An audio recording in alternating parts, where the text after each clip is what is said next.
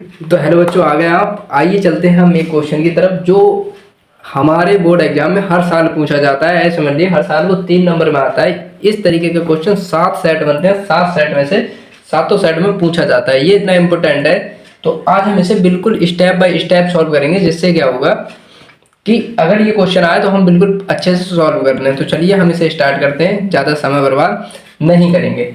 जैसा कि आपको पता है कि मतलब हमारा एक सीरीज चला रहे हैं जिसमें हम इम्पोर्टेंट क्वेश्चन करा रहे हैं, कभी फिजिक्स, कभी केमिस्ट्री, तो कभी मैथ के। तो आज हमारा जो है मैथ का सबसे इम्पोर्टेंट क्वेश्चन, जितने स्टार लगा सकते हो यहाँ उतने लगा लो। ये इतना ज़्यादा इंपॉर्टेंट है, जितने स्टार लगा सकते हो उतने लगा लो। तो देखिए क्वेश्चन क्या कह रहा है। क्वेश्चन कह रहा है सिद्ध कीजिए √3 एक अपरिमेय संख्या। ठीक है, हमें सिद्ध करना है। हालांकि हमें 100% दिख रहा है कि √3 अपरिमेय संख्या है। वे संख्याएं जो P/Q के रूप में नहीं लिखी जा सकती वो अपरिमेय होती है। कैसी होती है?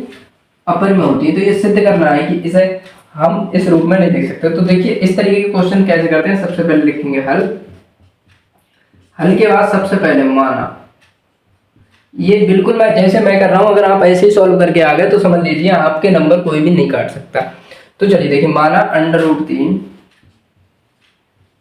एक क्या है, परिमेय है। ये हमने एक कल्पना कर ली परिमेय संख्या। अब जिस किसी का नाम अगर कल्पना हो तो वो अपने ऊपर नहीं ले जाए। कल्पना का मतलब एज्यूम कर लिया हमने कि √3 एक परिमेय संख्या है। अब परिमेय संख्या की प्रॉपर्टी क्या है? अच्छा एक बताओ, ये कह रहा है √3 एक परिमेय संख्या है। परिमेय संख्या का मतलब क्या होता है? P/Q बराबर होनी चाहिए 3 के अंडर रूट। जब ये परिमेय संख्या है तो ये परिमेय संख्या के बराबर होनी चाहिए।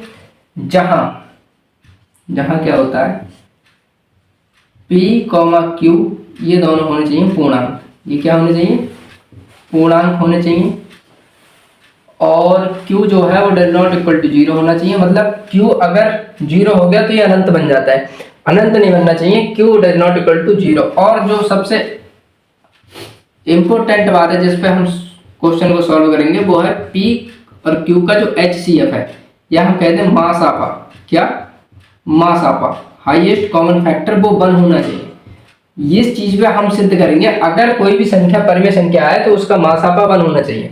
अब देखिए कैसे, जैसे मैं तुमसे कहूँ 2/10, क्या ये परिमेय संख्या है? हाँ, ऐसे हम परिमेय संख्या बोल सकते हैं, लेकिन ये प्रॉपर नहीं है। हम इसे जब तक इसके सरलतम रूप में नहीं लिखेंगे तब तक ये परिमेय संख्या नहीं। 2 से काटो, 2 एकम 2, 2 पंजे 10। अब इनका और इनका HCF क्या, देखिए एक और एक कॉमन आ रहा है तो इसका HCF 1 है। तो इसका जब लोग सरलीकरण नहीं करेंगे तब लोग हमेशा परिमेय संख्या नहीं बोल सकते। अच्छा, तो यहाँ तक आ गए। अब देखिए क्या करेंगे हम। ये तो हमने इसमें इस तरीके से ब्रैकेट में बंद करके लिखना था। दोनों तरफ वर्ग करने पर क्या, दोनों ओर वर्ग करने पर,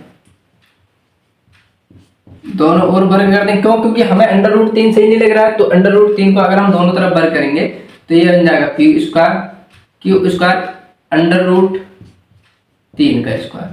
इससे ये खत्म हो जाता है, अंडर स्क्वायर से अंडर रूट खत्म हो जाता है। तो यहाँ पे बच रहा है हमारा P²/Q² बराबर 3। अब एक बात बताइए, अगर मैं इसकी कैंची वाली गुणा कराऊं, क्रॉस मल्टीप्लाई या आड़े तिरछे गुणा, तो क्या होगा? इस वाले 3 को यहाँ भेज दे रहा हूँ, ये Q² यहाँ रख दे रहा हूँ, तो ये हो गया P²/3 बराबर Q²। तो इसको हम मिटा के ऐसे लिख रहे हैं।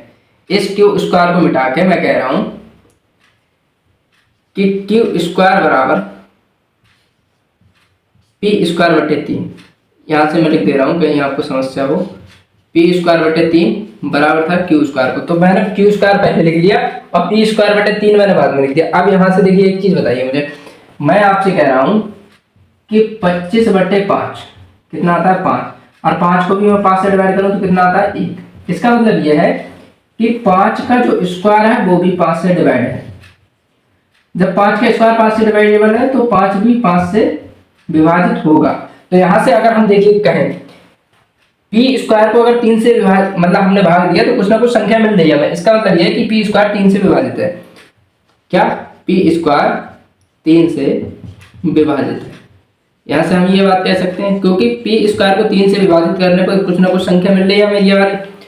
जब P² 3 से विभाजित है तो P भी 3 से विभाजित है। यहाँ देखा देखिए 25 जब 3 से विभाजित है तो 5 भी, वो 25 5 से विभाजित है तो 5 भी 5 से विभाजित है। P भी 3 से विभाजित है। ठीक है भाई साहब, ये भी हो गया। लीजिए अब देखिए, ये तो हुआ स्टेप नंबर 1। अब स्टेप नंबर 2 क्या है? स्टेप नंबर 2 ये है कि तुम P बराबर लिख लो 2R। P बराबर क्या लिख लो? 2R। फिर से माना P बराबर 2R, रख दो P की जगह 2R। मेरे ख्याल से 2R मत रखो, 3R रखो। क्यों? क्योंकि यहाँ 3 है, यहाँ कितने हैं? 3। अब 3R रखेंगे हम तो 3 3 9 और R स्क्वायर, तो 9 3 से कर सकते हैं। अगर हम 2R रखते तो, अगर 2R कब रखते तो यहाँ 2 होते, यहाँ 3 है तो 3R रख दीजिए। तो रख दीजिए समीकरण 1 में Q स्क्वायर बराबर P स्क्वायर की जगह क्या रखा है? 3R का स्क्वायर बटे 3। ये सब खोलिए, 3 3 9R स्क्वायर बटे 3, 3 से ये खत्म। कितने टाइम्स? 3 टाइम्स। तो Q स्क्वायर बराबर आ रहा है हमारा 3R स्क्वायर। अब एक काम करिए, ये जो 3 है ये इसके डिवाइड में भेज दीजिए, तो क्या बचता है? Q स्क्वायर बराबर बटे 3 बराबर R स्क्वायर। तो जिस प्रकार हमने इसे कहा था P स्क्वायर, इसको मैं उल्टा करके लिख दूं, कोई समस्या नहीं होनी चाहिए। Q स्क्वायर बटे 3, यहां से देखिए जिस प्रकार मैंने यहां से कहा था P स्क्वायर 3 से विभाजित है, उसी प्रकार मैं यहां भी कह सकता हूं कि Q स्क्वायर भी 3 से विभाजित है। जब Q स्क्वायर 3 से विभाजित है तो Q भी 3 से विभाजित होगा 100%। तो यहां पर फिर से लिख दो, Q स्क्वायर कितने से? 3 से विभाजित है। कितने से? 3 से विभाजित। तो Q भी कितने से विभाजित होगा? 3 से विभाजित है। जब Q स्क्वायर 3 से विभाजित है तो Q भी 3 से विभाजित है। अब देखिए, मेरे कहने का मतलब है, अब P भी 3 से विभाजित है और Q भी 3 से विभाजित है, तो इसका मतलब यह है कि ये विभाजित है कितने से? 3 से, और ये भी विभाजित है 3 से। अभी विभाजित कब होगा? जब इसमें 3 का कोई ना कोई गुणन मतलब फैक्टर आ रहा होगा, तभी तो ये विभाजित होगा 3 से। मतलब मैं आपसे ये कह रहा हूं 2 विभाजित है 3 से, नहीं होगा। जब मैं तुमसे कहूं 6 विभाजित है 3 से, तो इसका मतलब यह है 6 को मैं 2 गुणा 3 लिख रहा हूं, तो 6 में 3 आ रहा है ना एक बार, तभी तो ये 3 से विभाजित है। तो इसका मतलब यह है, यहां से इन दोनों कंडीशन से हम कह सकते हैं P भी 3 से विभाजित है, Q भी 3 से विभाजित है। P विभाजित है कितने से? 3 से, और Q भी विभाजित है कितने से? 3 से। तो यहां से हम कह सकते हैं कि जो HCF है इसका P, Q का, वो कितना है? 3। जबकि होना कितना चाहिए? जबकि होना चाहिए हमारे पास 1। अगर P और Q परिमेय संख्या है तो उसका जो HCF है, जो मासापा है, वो 1 होना चाहिए, और यहां से कितना निकल के आ रहा है? 3। इसका मतलब यह है कि P बटे Q 1 परिमेय संख्या नहीं है। जब ये परिमेय संख्या नहीं है तो क्या है? अपरिमेय संख्या है। तो अब ये किसके बराबर थी? √3 के, तो लिखेंगे अतः यह हमारी कल्पना का, अतः यह हमारी कल्पना का क्या है? विरोधाभास है। विरोधाभास है, मतलब हमने एक कल्पना की थी कि P बटे Q एक परिमेय संख्या है, तो उसे हमने आगे सॉल्व किया, तो वो कैसी संख्या है? ये अपरिमेय संख्या, परिमेय नहीं है, परिमेय संख्या नहीं है। इसका मतलब क्या है? अपरिमेय संख्या है। तो मैं इसे मिटा दे रहा हूं, तो ये हो गया हमारा प्रूफ। इसी को क्या कहते हैं हम? ये आ गया हमारा आंसर, या फिर हेंस प्रूफ।